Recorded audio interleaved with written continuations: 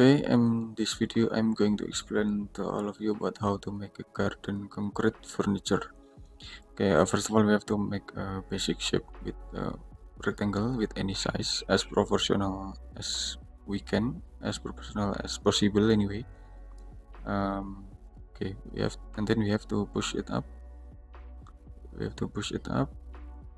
Okay, maybe around 800 millimeter.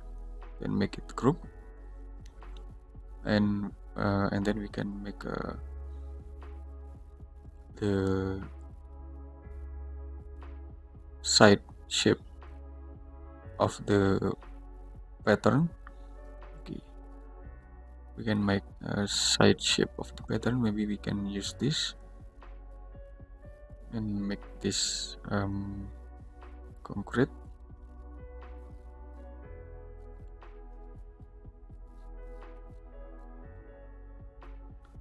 Okay, and we can offset it to the front, just then triple click and make group. And after that we can make the concrete rest. Anyway, we can use this position. We can use perpendicular to edge. Then we can set this. Okay, and then we can push it to the front also, and maybe we can push the bench around 1000 millimeter.